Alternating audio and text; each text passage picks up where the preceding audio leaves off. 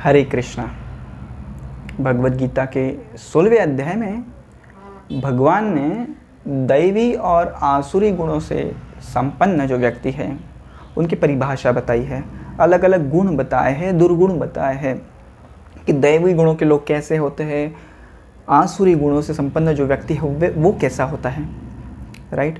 आज हम आसुरी गुणों के संपन्न जो व्यक्ति है उसकी चर्चा करेंगे। भगवान कहते हैं अहंकारं बलं दर्पं कामं क्रोधं च संश्रितः ममात्मा परदेहेषु प्रद्विषन्तोऽभ्यसूयका।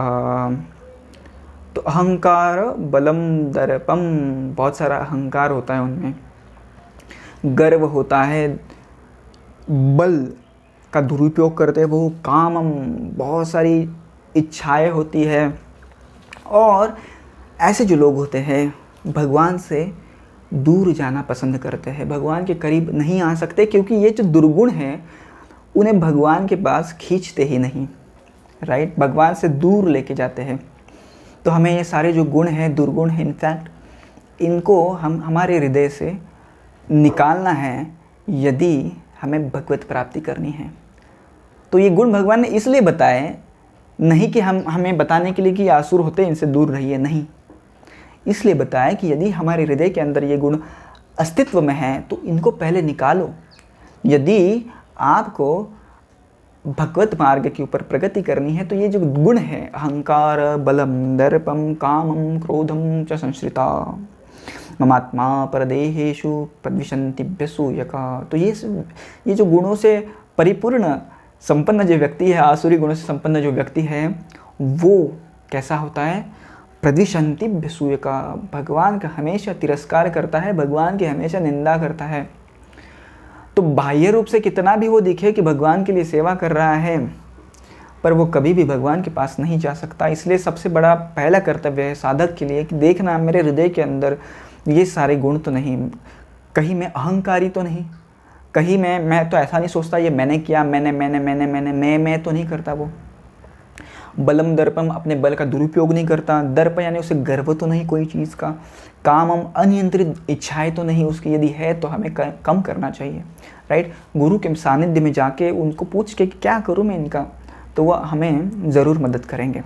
राइट, बताने का तात्पर्य यह है कि इस प्रकार के लोग भगवान के पास नहीं जा सकते, भगवान से वो दूर ही जाते हैं। एक कहानी बताऊंगा, बहुत ही ज़बरदस्त है कि किस प्रकार से एक स्त्री के हृदय में बहुत सारा अहंकार था पर उसे भगवत प्राप्ति करनी थी। तो किस प्रकार से एक संत ने उससे एक अच्छा क्या बोलते हैं उसे लेसन सिखाया।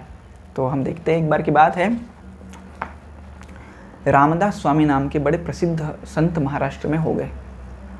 और रामदास स्वामी जो थे, जैसे हमने कई बार पहले डिस्कस किया है कि स्वामी यानी वो व्यक्ति जिसका किसी के ऊपर प्रभुत्व है। राइट, और किसके ऊपर प्रभुत्व है? अपने मन के ऊपर, अपने शरीर के ऊपर, इंद्रियों के ऊपर उनका प्रभुत्व है, इसीलिए उन्हें स्वामी अथवा गोस्वामी कहा जाता है। तो ये रामदास स्वामी जो थे बहुत ही यंग थे, तभी वो साधु बन गए थे, गोस्वामी बन गए थे और भिक्षा मांगते थे, मधुकरी मांगते थे। तो कई बार उनको भिक्षा मिलती थी, कई बार नहीं मिलती थी, पर हमेशा वो सैटिस्फाइड रहते थे। कभी उन्होंने किसी का तिरस्कार नहीं किया कि इसने मुझे भिक्षा नहीं दी, नहीं, ऐसा कभी नहीं किया। हमेशा सेल्फ सेटिस्फाइड आत्मचिंतन करते थे, हमेशा भगवान का चिंतन करते थे, प्रभु रामचंद्र जी का स्मरण करते थे। कुछ मिला तो ठीक, नहीं तो राम राम। राइट, तो एक गांव से दूसरे गांव जाना, कुछ भिक्षा मिला तो उसके ऊपर निर्वाह करना। और भिक्षा भी कैसे लेते थे? यदि उन्हें कुछ भिक्षा मिली तो सबको पहले मिक्स करते थे, जो भी चपाती, दाल, चावल जो भी मिलता था, उन्हें बासी वगैरह मिलता तो उसको मिक्स करते थे और पहले नदी में जाके सबको धोते थे, क्योंकि उन्होंने व्रत लिया था कि मैं किसी भी प्रकार का भोग नहीं करूँगा। तो उसकी जो टेस्ट थी पहले सब निकाल देते थे, पानी में धोते थे उसको, चपाती को, और सब जब टेस्ट जो थी उसकी निकल जाती थी तब उसे ग्रहण करते थे। इतने वैरागी थे वो। राइट, एक बार की बात है कि उन्हें कुछ भिक्षा नहीं मिली और एक घर के सामने गए और उन्हें कहा भवती भिक्षाम देहि, भवती भिक्षाम देहि। तो एक स्त्री उनके पास आई और कहा कि ये लीजिए महाराज, आपको कहाँ पे कुछ मिला नहीं, ये लीजिए मैं आपको देती हूँ। तो एकदम आकड़ के ऐसे उनको बताया। तो महाराज जी ने ले लिया और प्रार्थना की कि इसे सद्बुद्धि दे। तो ऐसे हर रोज़ होने लग गया। उनको गांव में कोई भिक्षा नहीं देता था, ये देती थी, ये जो गृहिणी थी वो देती थी, स्त्री। तो स्त्री को एक प्रकार से अहंकार था कि हम इतने पैसे वाले हैं और इसके जैसे 100 भिखारियों को रोज़ खाना खिला सकते थे। एक प्रकार का अहंकार था, राइट। और रामदास स्वामी जी को ये सब पता था, पर उसके शुद्धिकरण के लिए उनसे वो भिक्षा लेते थे, यानी किसी प्रकार से उन्हें कुछ दुआ मिल जाए, कुछ ब्लेसिंग्स मिल जाए, इसलिए उनके घर से वो भिक्षा लेते थे। तो एक बार की बात है, जब वो भिक्षा ले रहे थे, जनरली ऐसे लोगों का होता है, अहंकारी लोगों का, हमेशा लेन देन की सोचते हैं। और ये स्त्री हमेशा सोचती थी कि मैंने इनको इतना खिलाया है तो मुझे कुछ तो उनसे चाहिए, राइट। पर हमें एक चीज़ हमेशा याद रखनी है कि कभी भी भगवान से और उनके जो भक्त है, साधु है, संत है, उनसे कभी लेन देन की भाषा नहीं करनी चाहिए, राइट। भगवान और उनके भक्त कोई वेटर नहीं है जो हम उनके सामने पैसे फेंके, कुछ फेंके। जैसे कुछ लोग हुंडी में पैसा डालते हैं ऐसे सोच के कि भगवान आप मुझे कल कुछ ज़्यादा देंगे। तो ये सब निरपेक्ष भावना से होना चाहिए। भगवान कुछ वेटर नहीं है, मैं तेरे को पैसे दे रहा हूँ और तू मुझे खाना दे, नॉट लाइक दैट, ठीक है। तो ये सोचती थी कि इनको मैंने इतना सारा खिलाया है, मुझे कुछ तो उनसे चाहिए। तो क्या चाहिए, क्या दे सकता है एक साधु? साधु उपदेश दे सकता है, चलो वो तो लेते हैं, कुछ तो देगा वो। तो जब आए तो उन्होंने कहा कि साधु, मैंने आपको इतना खिलाया है, रामदास स्वामी जी आपको कितना खिलाया है, मुझे आपसे उपदेश चाहिए।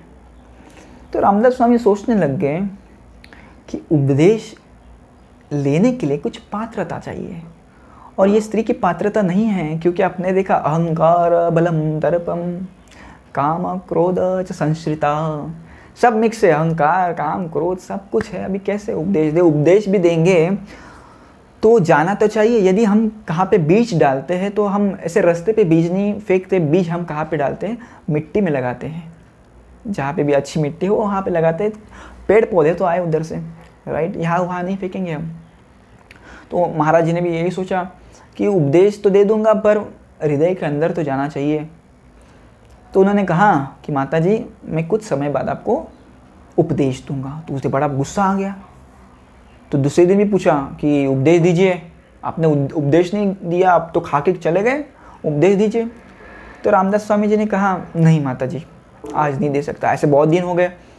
वो तो गुस्सा होती गई। तो एक दिन रामदास स्वामी ने कहा मैं आपको कल उपदेश दूंगा, आप तैयार रहना। तो बड़ी खुश हो गई और घर में सबको बताया, देखो मैंने स्वामी जी को बराबर हरा दिया, अभी वो मेरे को कल उपदेश देंगे। तो उपदेश मिलने वाला, तो बड़ी खुश थी। तो उन्होंने खीर बनाई थी, बहुत सारे उसमें काजू बादाम जो भी है डाला था और अच्छी खीर बनाई थी, पायसम भी कहते हैं उसे, राइट। और वो बनाई थी, और जब भी रामदास स्वामी आए, भगवती भिक्षाम देवी नाम सुना उन्होंने, वो खुश हो गई और वो भिक्षा जो थी रामदास स्वामी के सामने उन्होंने लाई। रामदास स्वामी ने तब क्या किया, अपनी कटोरी आगे की, और कटोरी में क्या था? कटोरी में सब कूड़ा कचरा गोबर भरा हुआ था। तो स्त्री ने कहा कि महाराज जी ये पहले फेंक के आइए, तो मैं आज आपको ये पायसम दूंगी। तो रामदास स्वामी ने कहा नहीं नहीं, आप इसमें ही डालो, इसमें ही डालो। क्या? गोबर के अंदर मैंने इतने अच्छी बनाई हुई खीर पायसम आपके गोबर के अंदर डालूं? छी छी, मैं ऐसे नहीं कर सकती, आप इसे धो के लाइए। तो ऐसी बहस बहुत बार चली। तो स्त्री फ्रस्ट्रेट हो गई, अरे क्या कर रहे हैं, गोबर के अंदर मैं कैसे डालूं? तभी रामदास स्वामी ने कहा कि मैं भी, मेरा ज्ञान जो है कूड़े कचरे में, गोबर में नहीं डाल सकता। आप भी पहले अपने पात्र को शुद्ध कीजिए, तभी मैं अपना उपदेश दूंगा। तो ये बात उस माता जी को, स्त्री को समझ में आई। तो बहुत बार ऐसा होता है कि अहंकारी और ऐसे लोग जाते हैं गुरुजी के पास और कहते हैं कि मुझे ज्ञान दो, ज्ञान दो, और गुरुजी भी क्या करें, राइट, देना पड़ता है। पर ऐसा ज्ञान जो है डाइजेस्ट नहीं होता। तो डाइजेस्ट करने के लिए पहले पात्र तो बनाइए आप, राइट। जिसका पेट खराब है उसे आप खीर देंगे, तो उसका कुछ फ़ायदा नहीं होगा। उसी प्रकार से जिसके पास ऑलरेडी इतने सारे आसुरी गुण हैं, वो कितना भी कुछ कर ले, उपदेश सुन ले, ये सात्विकता उसमें आने वाले नहीं है। तो हमारा सबसे पहले काम होता है कि खुद की पहले शुद्धिकरण करो खुद का, राइट। और वो शुद्धिकरण होने के बाद आप जब किसान जब बीज बोता है तो पहले वो बहुत सारी क्रियाएं करता है जिससे वो मिट्टी शुद्ध हो जाए, उसमें खाद वगैरह सब डालता है, बेसिकली प्रिपरेशन करना है। तो प्रिपरेशन हमें भी करना चाहिए। ज्ञान लेना तो बहुत आसान है, उसे डाइजेस्ट करना बहुत ही इंपॉर्टेंट है, और ये चीज़ हम इससे सीखते हैं। धन्यवाद। हरे कृष्णा।